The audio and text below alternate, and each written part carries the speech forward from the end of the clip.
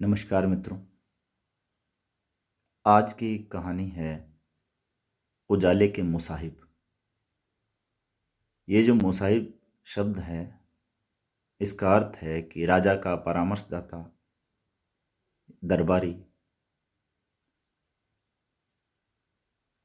ये कहानी जो लिखी है विजयदान देथा जी, जिनका एक नाम बिज्जी, बड़ा ही क्यूट सा नाम है, उनके द्वारा लिखित है।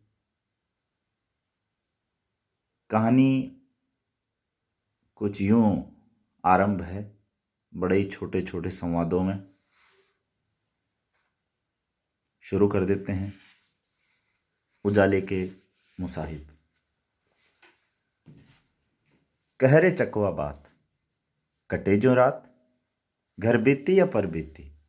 घर बीती तो घर घर जाने, अपनी अपनी बात सबको ही ताने।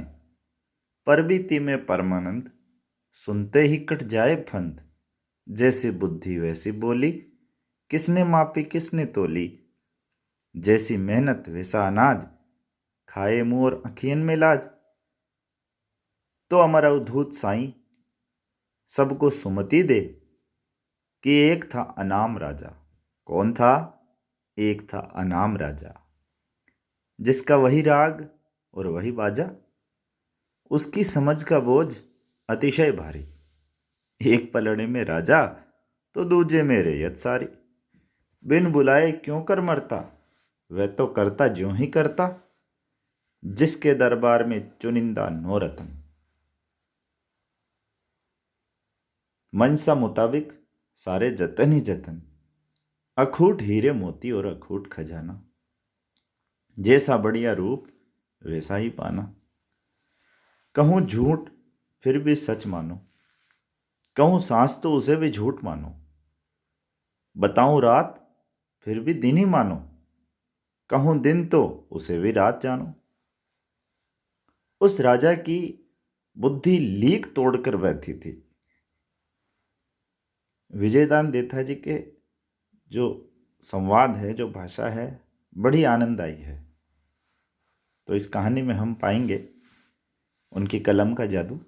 कि उस राजा की बुद्धि लीक तोड़कर बहती थी और दरबार के नौ रत्नों की अकल हरदम छलकती रहती थी।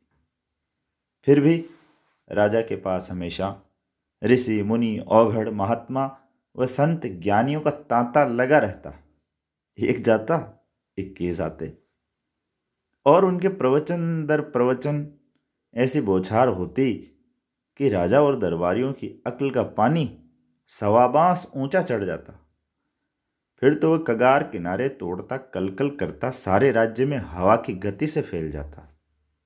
राजा का जैसा तैसा भी आदेश मिलता तो रियासत की तमाम प्रजा उस मुताबिक काम में जूझ पड़ती। न कोई शंका, न कोई विवाद। निरीह प्रजा तो राजा के हाथ पांव, वह जो सोचे त्यों डोले। न कोई बूझे न कोई बोले। राजा और रैयत का अहोभाग्य कि एक बार साधु संतों का सिरमौर, ज्ञानियों का गुरु, एक तीर्थंकर ऐसा प्रकट हुआ कि राजा सहित तमाम दरबारियों की बुद्धि चकरा गई। मानो प्रत्यक्ष परमेश्वर ही अवतरित हुआ। जिसने भी सुना सब काम छोड़कर उसका प्रवचन सुनने के लिए दरबार में हाजिर हुआ। सबका जीवन एक साथ ही सार्थक हो जाएगा। एक ही प्राण और एक ही जत्थे के सांचे में ढली भीड़ महात्मा के दर्शन की प्रतीक्षा में अविचल खड़ी थी कि अचानक राजा के साथ तीर्थंकर पधारते दिखे। आंख आंख की ज्योति में महात्मा की छवि उतर गई। हवा और उजाले के सांचे में ढली पवित्र काया जैसे है नहीं भी है। कुदरत का संप्रत सृजनहार तो मानो आज ही अवतीर्ण हुआ है। प्रवचन सुनते ही कलुषित काया का मल धुल जाएगा। एक बात बता दूं, पहले विजयदान जी आर्य समाजी थे, फिर उनका विश्वास मार्क्सवाद में हो गया। प्रत्येक बंदे की याचक दीठ महात्मा के चरणों में लौटने लगी। आशीर्वचन के उपरांत महात्मा के होंठ खुले, जैसे स्वयं कुदरत ही अपने मुंह से बखान सुना रही हो। प्रजा के कानों में अमृत सा घुलने लगा। बिजली की लहरों के उन्माने महात्मा के श्रीमुख से शब्दों की आभा निसृत हो रही थी। काले बहरे दिन मिटाकर तुम्हें संपूर्ण उजियारा जगमगाना है। केवल चिरंतन प्रकाश से मनुष्य जीवन सार्थक होगा। अंधियारे में औंधी सूझती है, उजियारे में सब कुछ स्पष्ट नजर आता है। निर्धूम आलोक आत्मा के सम्मुख झिलमिलाने लगता है, जिसकी ज्योत के दर्शन नितांत अंधा मानुस भी कर सकता है। अंधियारे में जीना निपट अकारत है, सम्यक उजाले में मरना भी श्रेष्ठकर है। इसलिए अंधियारे को हर घड़ी हर पल मिटाने का प्रयास करो और अनंत उजियारे की अखंड ज्योत जलाओ। अधिक भागवत वांचने में कोई सार नहीं। इस बखान के बहाने तुम्हें सूरज की यह दिव्य किरण सौंप रहा हूं और इसके चमत्कार से अभेद्य अंधियारे को मिटाने का प्रयास करना। तभी तुम्हारे अंतस का अकलुषित उजियारे से साक्षात्कार होगा, परब्रह्म की अनुभूति होगी। अंधियारा नरक की अमिट कालिमा है और अनिंद्य उजियारा स्वर्ग का प्रत्यक्ष रूप। जब तक सांस है मेरी बात को नहीं भूले तो सबका कल्याण होगा। प्रवचन के उपरांत राजा और समस्त दरबारियों ने हाथ जोड़कर बेहद निहोरे किए, पर महात्मा ने प्रसाद ग्रहण करने की हामी नहीं भरी। सो नहीं भरी। बार बार एक ही उत्तर देते कि राज्य का अंधियारा मिटने पर वे बिन बुलाए सर के बल चले आएंगे। तब तक वे इस धरती पर पानी की बूंद तक नहीं चखेंगे। वे जिस तरह अवरोहित हुए उसी तरह सपने की नाएं अंतर्धान हो गए। उस राजा को तो बस कोई बहाना भर मिलना चाहिए था। फिर दिमाग में जुगनू झिलमिलाने लगते। बरसों के बाद ऐसा सुयोग मिला तो वह गुरुमुखी राजा दूसरे दिन ही राज्य के 9 रत्न व दरबारियों के साथ अंधकार को मिटाने की खातिर आमादा हो गया। सिंहासन मुकुट और उसी दिन सार्थक होंगे जब चिरंतन प्रकाश की बधाई सुनकर महात्मा सोने के थाल में प्रसाद ग्रहण करेंगे। सार ले, पर राजा तो राजा ही होता है। पूरे राज्य में एक छत्र अधिपति। बुद्धि के बिना इतनी बड़ी रियासत एक घड़ी भी नहीं चल सकती। शरीर की ताकत तो बुद्धि के पीछे चलती है, वरना शेर सूअर हाथी या भेड़िया ही मनुष्यों का राजा होगा। घड़ी भर तक राजा, दीवान और 9 रत्न सभी चुपचाप विचार करते रहे कि उनके राज्य से अंधेरे को हमेशा के लिए कैसे खदेड़ा जाए। दुनिया में ऐसा कौन सा मसला है जो गहराई से सोचने पर नहीं सुलझे। अकस्मात राजा की छलकती बुद्धि में बिजली के उन्माद एक विचार कौंधा। गहरे चिंतन की मुद्रा बनाकर उसने दीवान से पूछा, क्यों दीवान जी, पिछले साल नहीं 3 साल पहले राजमहल का तहखाना बाढ़ के कारण पूरा भर गया तो उलीच उलीच कर सारा पानी बाहर उछाला था कि नहीं? बोलो, उछाला था कि नहीं? हाँ हुजूर, उछाला था अंधाता। मुझे आज की तरह याद है। तुम सब लोग अच्छी तरह जानते हो कि मैं याद रखने वाली बात कभी भूलता नहीं। दीवान सिर झुकाकर बीच में बोला, हुजूर के भूलने पर तो सर्वत्र प्रलय हो जाएगा। मैं तो प्रवचन के दौरान ही महात्मा जी के मन की बात भाप गया था।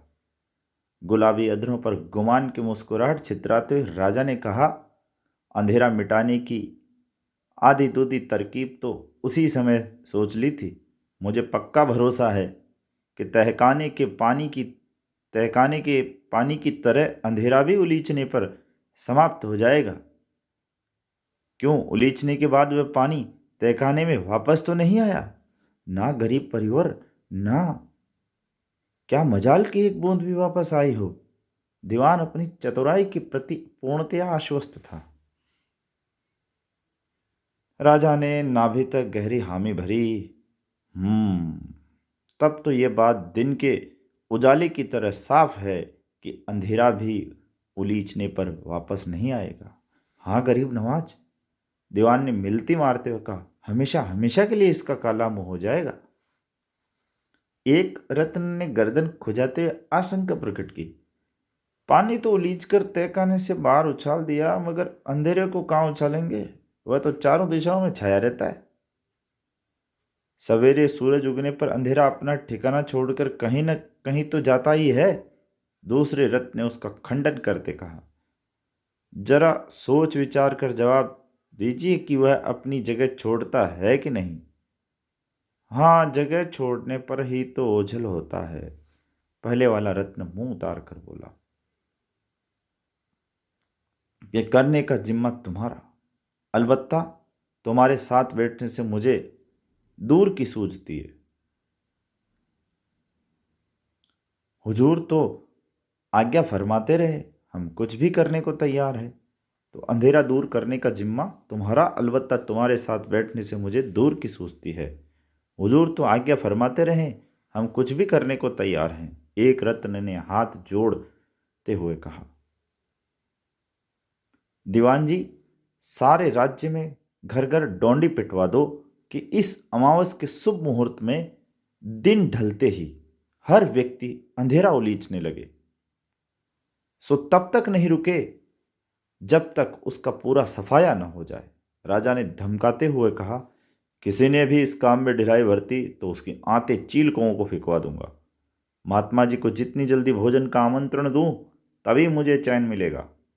एक रत्न ने वाजिब सुझाव दिया, हुजूर, अंधेरा उलीचने के लिए यथायोग्य ठाव वासन भी तो चाहिए।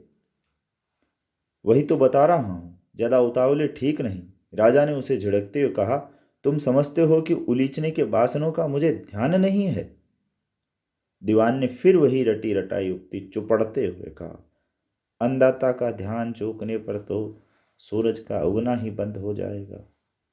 राजा अपना गुस्सा भूलकर हिदायत के लहजे में बोला, जिसके घर में बासन हो उसी से उलीचने का काम करे।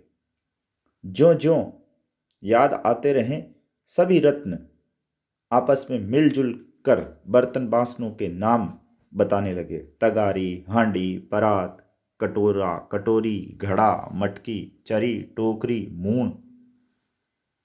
एक बुद्धिमान रत्न ने तुरंत बीच में शंका की, मून तो काफी भारी होती है, आसानी से उठेगी नहीं। राजा ने खुलासा करते हुए पूछा, मून भरी की खाली? भरी हुई महाराज करीब नवाज। ना, तुम यहीं पर भारी भूल कर गए। अभिमान से छितरी मुस्कुराहट को दबा पर राजा ने गंभीर सुर में समझाते हुए कहा, अंधेरे से भरी होने पर भी मूण में वजन तो रत्ती भर भी नहीं बढ़ेगा, क्योंकि अंधेरा नजर तो आता है पर उसका ठोस आकार नहीं होता। फिर तो हाथी की छाया हाथी जितनी ही भारी होनी चाहिए। दीवान के साथ सभी रत्नों ने जयघोष किया, खमा घणी, खमा घणी। भला अन्नदाता के अलावा इतनी गहरी बातें और किसे सूझ सकती है? राजा के चिर अभ्यस्त कानों की खातिर अब कैसी भी खुशामद का कोई स्वाद नहीं रह गया था। सुनी अनसुनी करके झुंझलाते कहा, यहाँ बैठे बैठे खमा घनी चिल्लाने से कुछ पार नहीं पड़ेगा। जितना जल्दी हो सके सारे राज्य में डोंडी पिटवाने का इंतजाम करो। जिस घर के आसपास अंधेरा नजर आएगा उसे भरपूर दंड मिलेगा। दीवान ने झुककर बंदगी की। तीसरे दिन ही घर घर खबर न हो तो दीवानगिरी छोड़ दूंगा। पर उसे दीवानगिरी छोड़ने की कभी जरूरत नहीं पड़ी, बल्कि समय समय पर पुरस्कार सिरोपाव भी मिलते रहे। राजा के आदेश की अनुपालना में वह बेहद पारंगत था और उधर डोंडी का फरमान सुनने के बाद प्रजा ने भी कतई ढिलाई नहीं बरती। अमावस की सांझ गिरते ही जिसके हाथ में जो बासन पड़ा उसी से अंधियारा उलीचने में मुस्तैद हो गया। यहाँ तक आते आते चकवा किसी भी सूरत में अपनी हौंसी नहीं रोक सका। खिल खिल हंसी के साथ उसकी चोंच से चिंगारियां झड़ने लगी। हंसते हंसते ही कहने लगा, अब उस राज्य के सौभाग्य की क्या सीमा। 8 पहर 32 घड़ी फकत प्रकाश ही प्रकाश जगमगाएगा। इतने बरस ये छोटी सी बात भी किसी के समझ में क्यों नहीं आई। दुगुना काम निपटेगा, दिया जलाने की आफत मिट जाएगी, तेल का खर्च बचेगा सो नफे में।